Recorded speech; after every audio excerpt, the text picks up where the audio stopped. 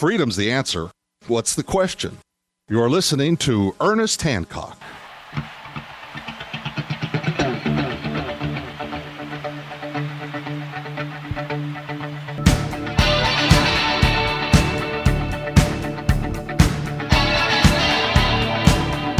Yeah, little Pink Floyd never hurt.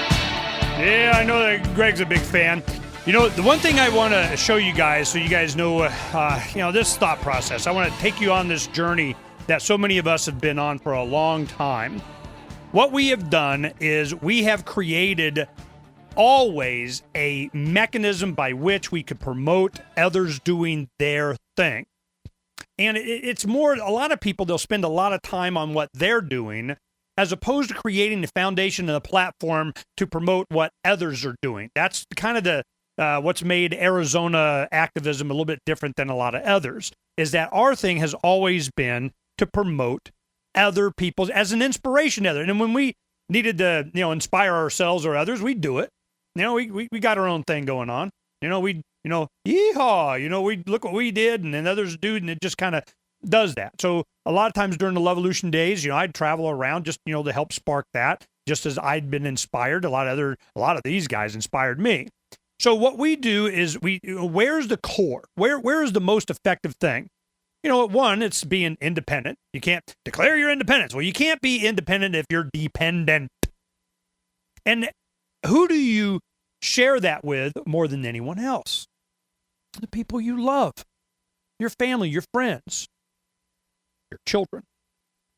So what we did, one of the things that many projects that we've had is we had a newspaper that went for years. It went for, probably over 10 years that we did this on an irregular basis.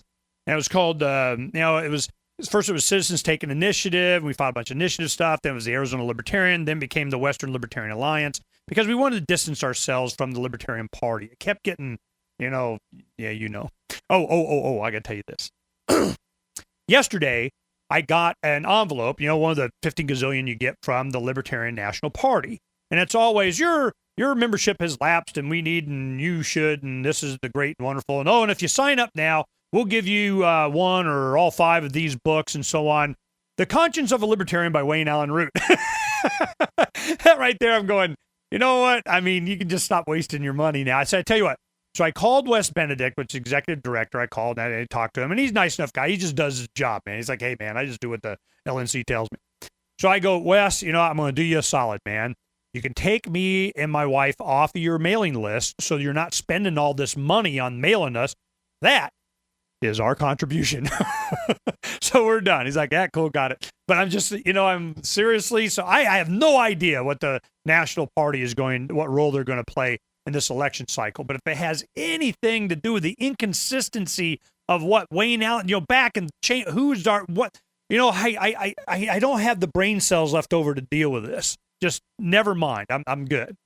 So we'll see what happens there. We're going to be eclipsed by you, all you guys anyway, so it doesn't make any difference.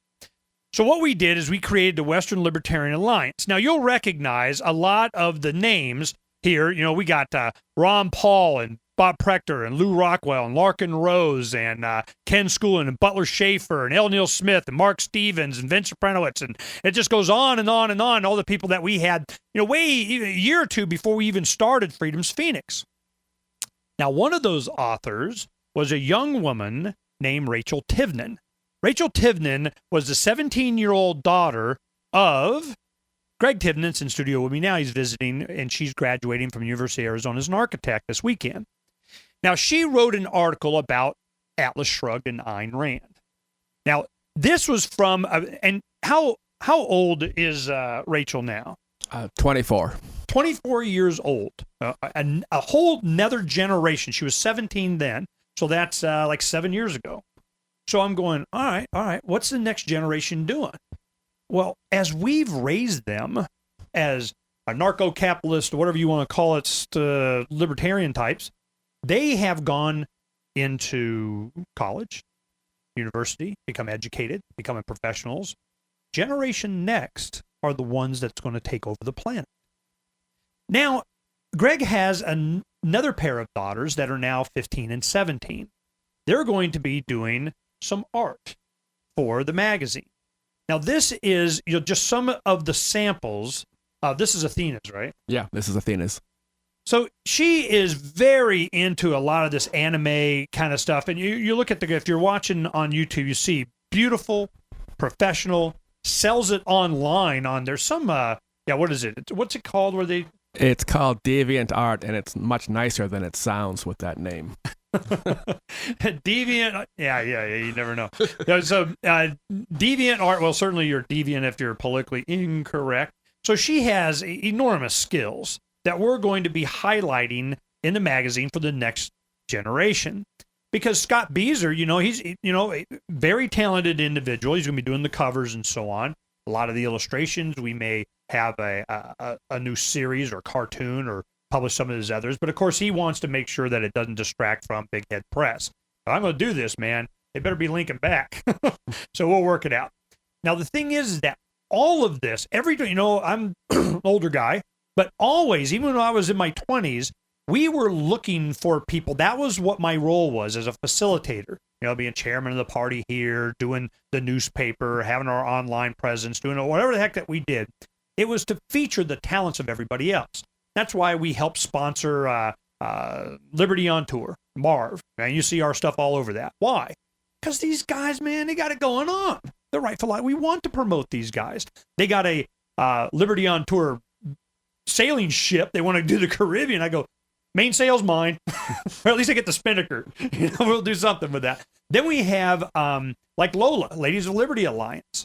When Tracy Harmon went with a non-governmental organization, NGO, she went as Muslim Women for Peace or whatever. She's not Muslim, but I can't remember what the group was, but she wanted to go back to Iraq and visit with different people. So I think she went up to Kurdistan.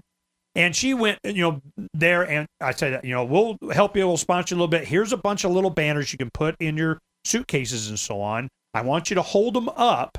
And they had antiwar.com and Lola and Freedom's Phoenix and all this stuff. Where's the love? Ron Paul Revolution. Hold these up in front of some base or with a soldier or in a tank or whatever. Take pictures and send it. And that's what she did. So why do we select these people? Because I know, because I was one of them, still am, the generation coming up that is going to lead the way, be the tip of the spear on this stuff. What are you doing? You can be part of this. Just let me know. Publisher at freedomsphoenix.com. And you get in with all the big names. Imagine this. Last time Rachel Tipton is in an article in a publication along with Ron Paul. See my point? How many of you have gotten publication and print? By the tens of thousands that passed out all over the freedom community, back in the day with Ron Paul. And Ron's going to be writing an article for the first edition of the magazine. Maybe you might want to send me a submission.